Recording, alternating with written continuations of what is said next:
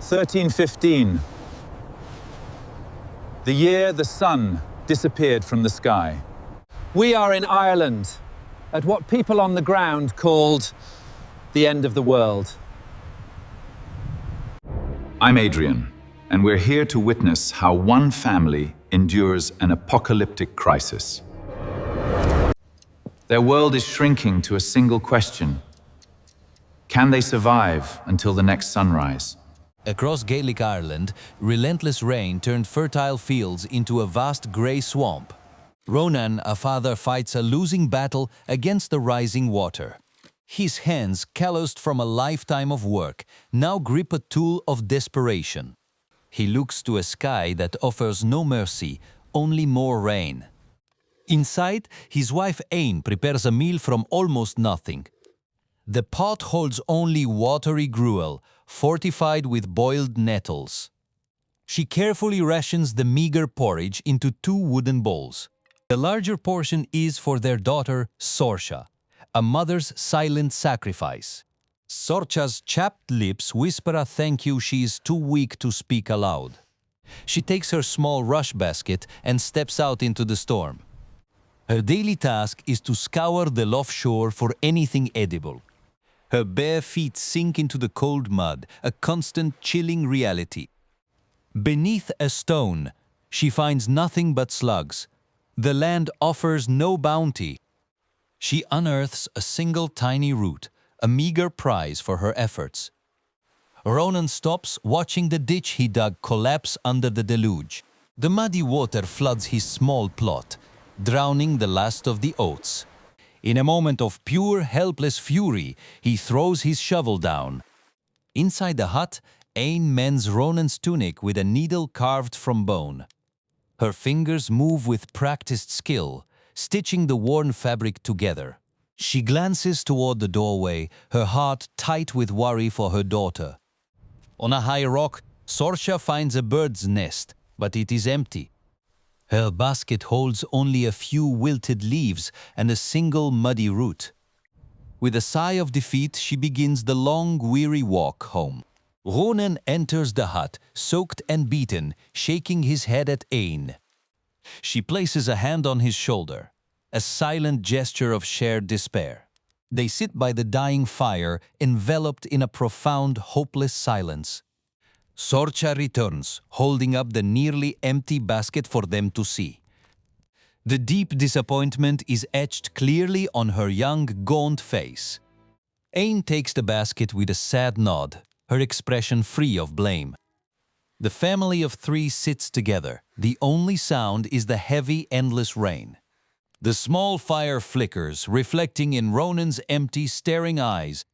The hut is a tiny, fragile shelter in a vast, drowning landscape. By the low, Sorcha suddenly freezes, her head cocked, listening intently. Her eyes widen, trying to place the unfamiliar sound over the wind.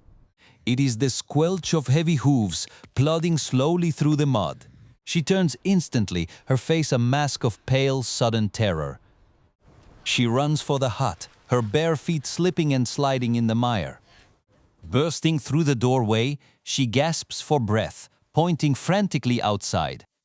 Ronan and Ain leap to their feet, their faces instantly filled with alarm. Ain gestures for silence, her eyes locked on her husband's. She hurries to a corner, pulling up a loose wattle floorboard. Beneath it lies their future, seed oats and a small keg of butter. For a heartbeat she hesitates, then quickly slams the board back down. Ronan moves to the wall, taking up his simple wood-cutting axe. Its iron head is blunt, a farmer's tool against an unknown threat. He stands in the doorway, his posture shifting from farmer to cornered animal. Ain moves behind him, gripping a heavy piece of firewood as a club. Her green eyes, usually soft, now burn with a fierce protective light. Sorcha cowers behind her mother, peering fearfully toward the open door.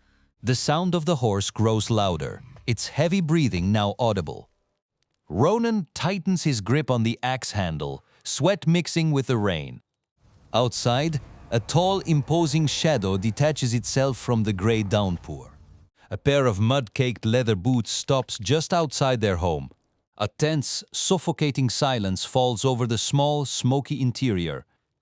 Ronan's hand holding the axe is trembling almost uncontrollably. Ain shields Sorcha with her body, her gaze fixed on the entrance. Ronan swallows hard, bracing himself for the violent confrontation to come. Rainwater drips in a steady rhythm from the thatched roof onto the threshold. The family holds its breath, waiting for the stranger to make his move. Sorcha peeks around her mother, her eyes wide with a child's horror. Ain's knuckles are white where she grips the heavy piece of wood. Ronan crouches slightly, ready to spring at whoever enters his home. The moment stretches, broken only by the monotonous drumming of the rain. Ronan's grey eyes stare intently into the empty space before him. The dark figure outside remains perfectly still, a statue in the rain. Aine glances at Ronan, her eyes asking a question he cannot answer. A single drop of water falls from the roof, landing on Ronan's shoulder. The small hut feels tight and claustrophobic, thick with unspoken fear. Sorcha presses deeper into her mother's side, a low whimper escaping her. Ronan takes one last deep breath, steeling himself for what is next. I'm standing by the ruins of a 14th century church, not far from here.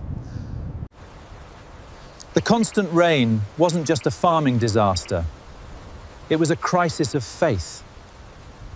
When prayers for sun went unanswered for months, what was left to believe in? The answer came from a new direction. From Scotland, on two legs. A massive mud-splattered boot crosses the threshold into the hut. A Gallowglass Mercenary appears, his huge frame filling the doorway. His face is gaunt, with a fresh, ugly gash across one hollow cheek. His tired blue eyes, bloodshot and weary, sweep across the small space. He steps inside, bringing a chill that has nothing to do with the rain. He glances at the watery gruel on the hearth, his face impassive. His gaze moves from the pot to the starving faces of the family. His boot scuffs against the loose floorboard, the sound unnaturally loud. The mercenary pauses, his eyes narrowing as he looks down at the floor. The fragile piece shatters. Ronan raises his axe in a defensive stance. The Gallowglass slowly, wearily, places a hand on the hilt of his Claymore. He draws the enormous two-handed sword from the scabbard on his back. The firelight glints on polished steel, making Ronan's small axe look pitiful. Aine gasps, her hand flying to her mouth to stifle a cry of terror. Ronan looks at the massive sword, then at his terrified wife and child. In his eyes, a silent, agonizing calculation of survival and loss is made. With a look of utter defeat, Ronan slowly lowers his arm. The axe falls from his hand, landing on the earthen floor with a dull thud. Without a word, the Gallowglass kneels and lifts the loose floorboard. He sees the hidden cache and gives a single pragmatic nod. He lifts the keg of butter, testing its significant weight in his hand. Shouldering the keg, he then reaches down for the sack of seed oats. The sack is too heavy. He simply pours half of the grain onto the floor. Precious seed, their only hope for a future harvest, spills into the mud. The Gallowglass turns, carrying their future on his broad shoulders. He doesn't give the broken family a second glance as he departs. He vanishes back into the rain as quickly and silently as he appeared. The family stands frozen in the aftermath, in a silence worse than screams. Tears stream down Aine's face, but she makes no sound. Ronan sinks to his knees, staring at the oats scattered on the floor. He scoops up a handful of the ruined grain, his fist clenching tight. Sorcha runs to her father, wrapping her thin arms around his shoulders. Ronan remains motionless, his eyes vacant, lost in profound despair. Ain moves to a different hidden spot in the wattle and daub wall. From it, she pulls a small leather pouch she had kept secret. She opens it, revealing dried dulse seaweed and a few salted gannet eggs. This was her own secret reserve, a final defense against utter despair. She brings the pouch to the fire, where her broken family sits. Wordlessly, she takes out a single precious salted seabird egg. She cracks its shell gently against the side of the cooking pot. She drops the egg into the water, placing the pot over the embers. Ronan finally looks up from the floor, watching his wife's actions. A faint flicker of surprise crosses his face. He did not know of this. The three of them huddle closer to the fire, seeking its meager warmth.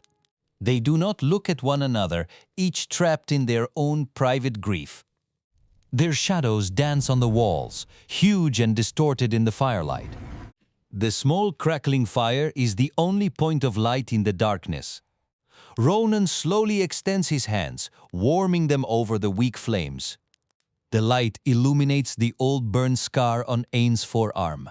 Sorsha, utterly exhausted, lays her head in her mother's lap and closes her eyes.